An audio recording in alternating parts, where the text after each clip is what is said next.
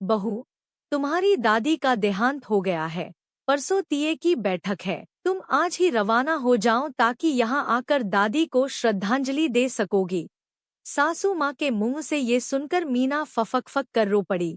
आंसू है कि थमते ही नहीं थे। बचपन से जिस दादी के इतने साथ रही आज वो नहीं है। ये सोच के ही मीना का दिल भर आया और आंसू बहने लगे। मीना के पति राजीव को पता लगा तो उसने कहा, मैं तुम्हारा तत्काल में टिकट बनवा देता हूँ। नहीं राजीव, मैं तस्वीर से मिलने नहीं जाऊंगी। वहां उठावनी में दादी की तस्वीर होगी, दादी तो नहीं होगी। आज जब दादी ही नहीं रही तो मैं चाचा जी के घर जाकर क्या करूंगी और किस हक से जाऊंगी। जब तक दादी जिंदा थी मैं मिल नहीं पाई, मिलने को इतना तरसी। इतनी सामाजिक बंदिशें मैंने झेली, अब सिर्फ दुनिया को दिखाने के लिए नहीं जाऊंगी। मैं नहीं मानती ये खोखले रिवाज और बंदिशें। ये कहकर मीना ने फोन रख दिया। मीना के सामने पुराने दिनों की यादें ताजा हो गईं। मीना के पापा और चाचा जी दोनों अलग अलग शहर में रहते थे।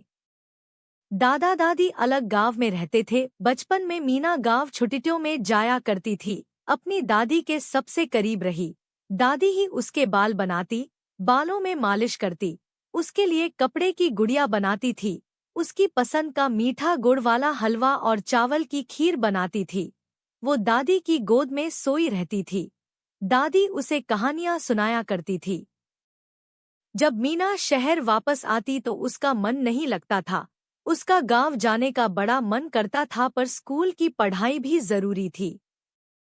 जब कभी दादी दादा के साथ शहर कुछ दिनों के लिए आती तो मीना दादी के चारों तरफ घूमती थी। दादी के खाने पीने आराम का ख्याल रखती थी। दादी के लिए एकादशी की कथा और गीता का पाठ करती थी। दादी से मीना का बड़ा जुड़ाव था। एक दिन पता चला दादाजी को लकवा आ गया। उन्हें शहर इलाज के लिए लाया गया पर वो बच ना सके। अब दादी अकेली रह गई। दादी का गांव छूट गया। दादी उदास रहने लगी। वो दादाजी को बहुत याद करती थी, पर धीरे धीरे जीवन सामान्य होने लगा। दादी बड़ी ही धार्मिक और शांत स्वभाव की महिला थी। अपने नाम मीठी देवी के अनुरूप मीठी थी। सबके साथ घुलमिल जाती थी। उन्हें भजन गाने का बड़ा शौक था। मीना के घर से मंदिर बड़ा दूर था। वहां कभी कभी पापा लेकर जाते थे या मीना, लेकिन रोज जाना संभव नहीं था। मीना के घर में दादी का मन कम लगता था, क्योंकि उस शहर में किसी रिश्तेदार और ज्यादा लोगों का आना जाना नहीं था। दादी थोड़े ही दिन बड़े बेटे के घर रहती, फिर छोटे बेटे के यहाँ रहने चली जाती। दादी का वहाँ बड़ा मन लगता था। घर के सामने ही मंदिर था, पार्क में रौनक थी, रिश्तेदारों के यहाँ आना जाना लगा रहता था। बुआ भी चाचाजी की कॉलोनी में ही रहती थी। वो दादी से मिलने आया करती थी।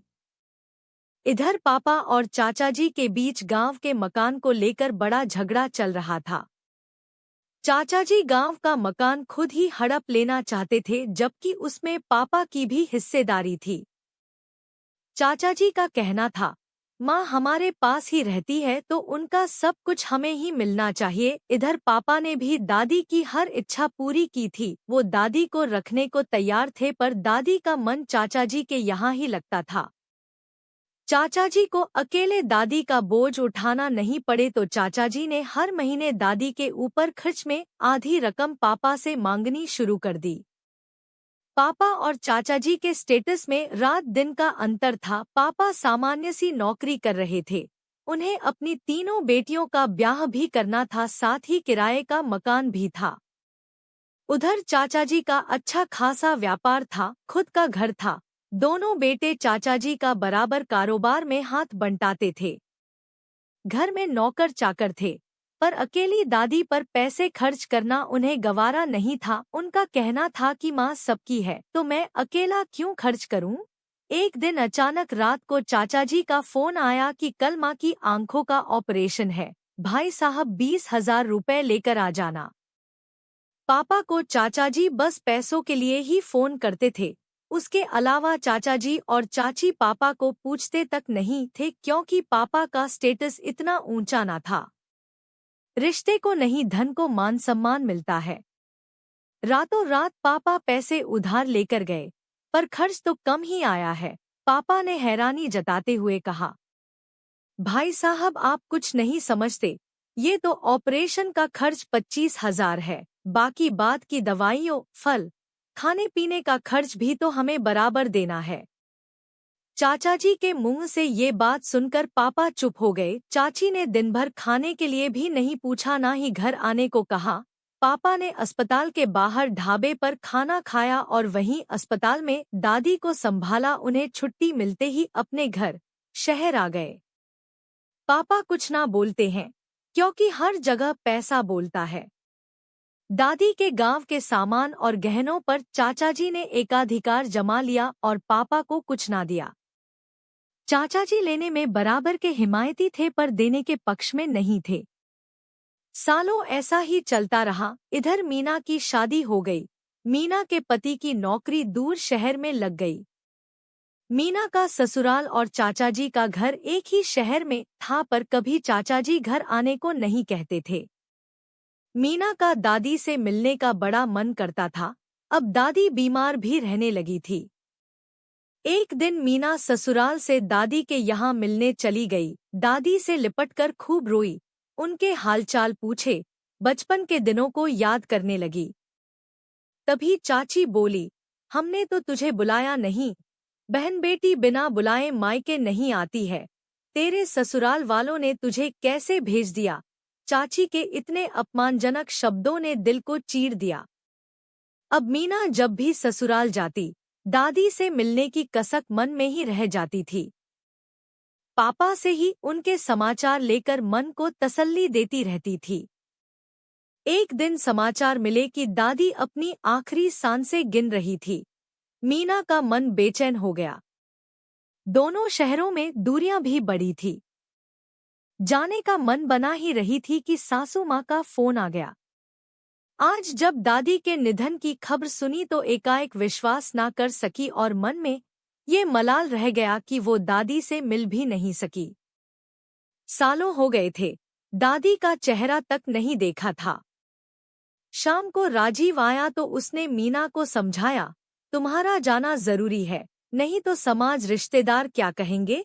राजीव, मेरा फैसला अटल है। मैंने अपने आंसुओं से दादी को श्रद्धांजलि दे दी है। अब मैं वहां जाकर क्या करूंगी?